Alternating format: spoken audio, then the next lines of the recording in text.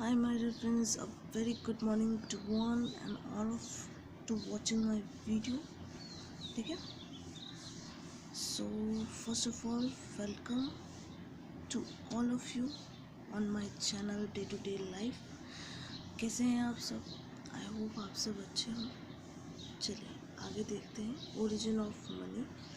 ये हमारे जनरेशन के फर्स्ट स्टेज जहाँ से हमारे जनरेशन स्टार्ट हुई थी या जहाँ से हमारे मनी प्रोसीजर स्टार्ट हुए थे वहाँ से रिलेट करने की कोशिश करेगा.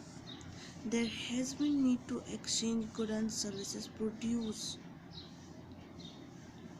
और प्रोवाइड बाय वन पर्सन द्वारा हमें प्रोवाइड किया गया क्या? Exchange good and services. Good and services का एक्सचेंज जिसकी हमें ज़रूरत थी.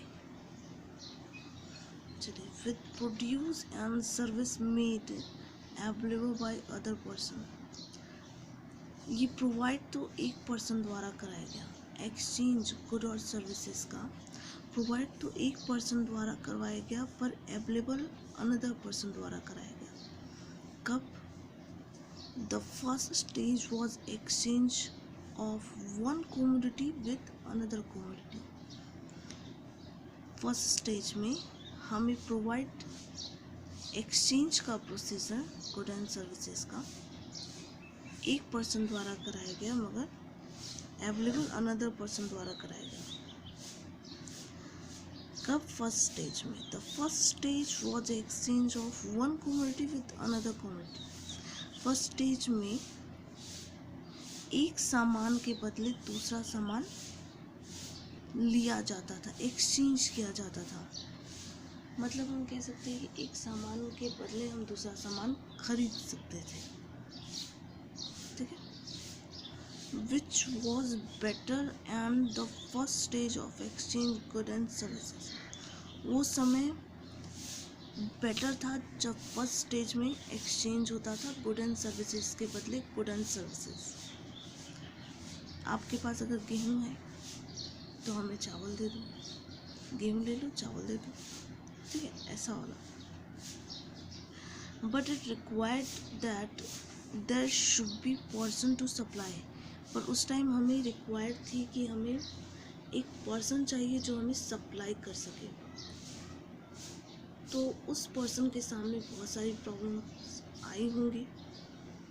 ठीक है. जिस टाइम हमारा कॉमर्शियल फर्स्ट स्टेज एक कदम बढ़ा रहा था वहाँ पे इतना बड़ा सोच रखना कि मैं सप्लाई करूँ या किसी को सप्लाई की रिक्वायरमेंट है तो क्या क्या क्वेश्चन उठता. देखते what do you need.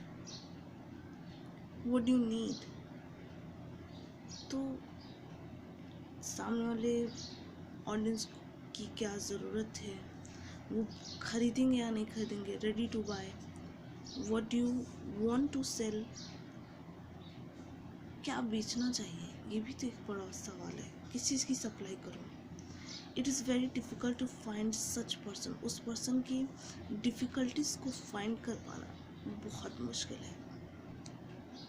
Hence from the very beginning,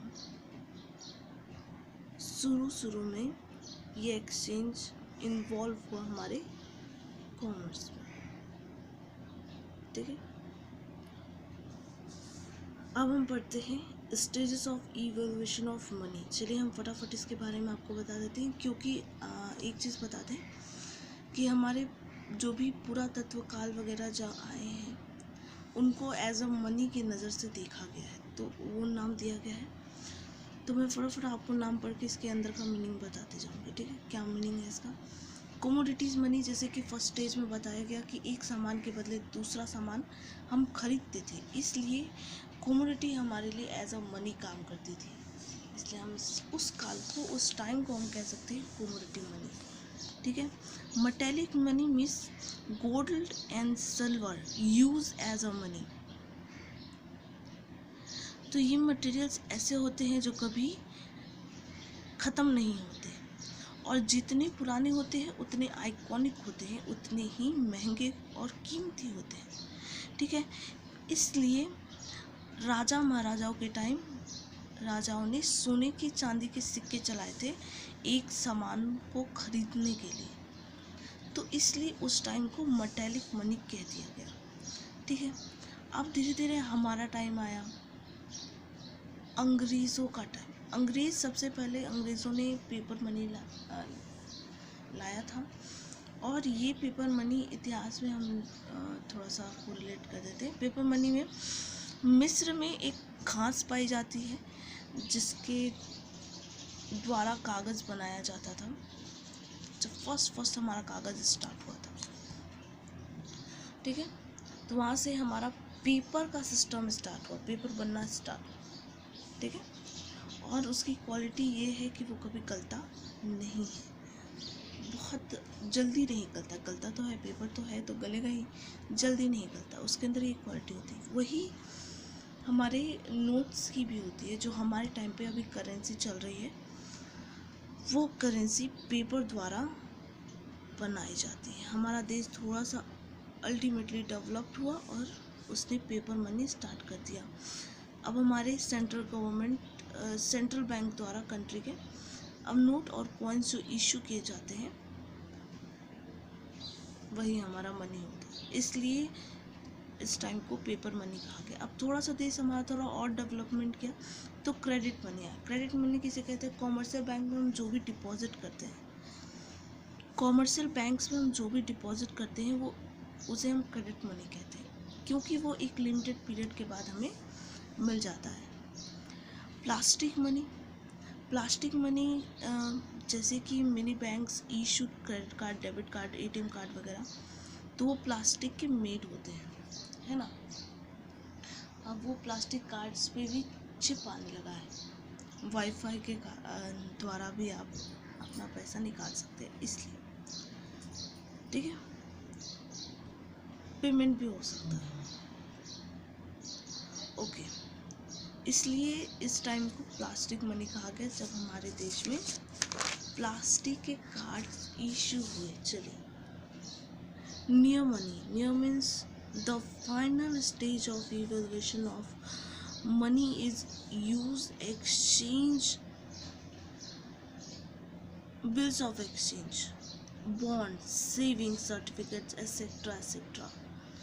तो इसे हम कह सकते हैं कि विच money is near by money, जो चीज़ें मनी के आसपास होती हैं पर मनी नहीं होती।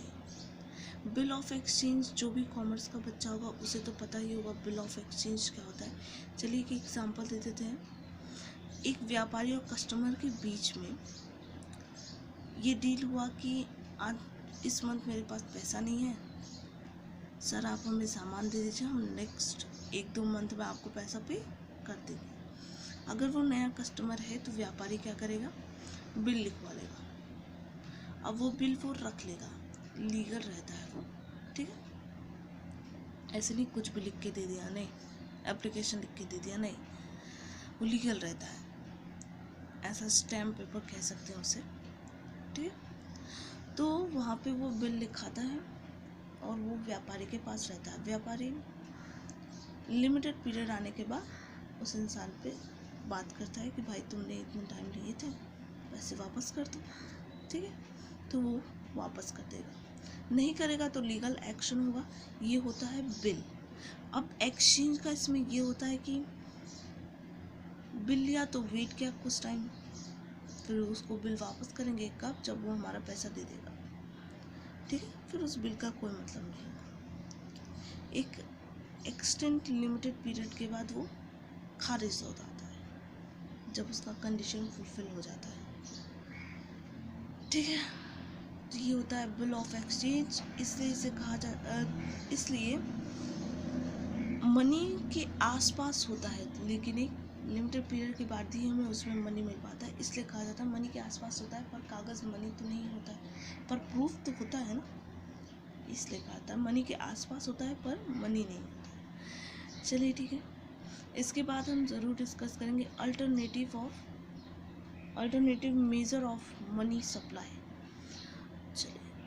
तब तक के लिए गुड बाय, टेक केयर, अपना ख्याल रखिएगा एंड मेरे चैनल को शेयर, सब्सक्राइब एंड लाइक ज़रूर कीजिएगा। Thank you.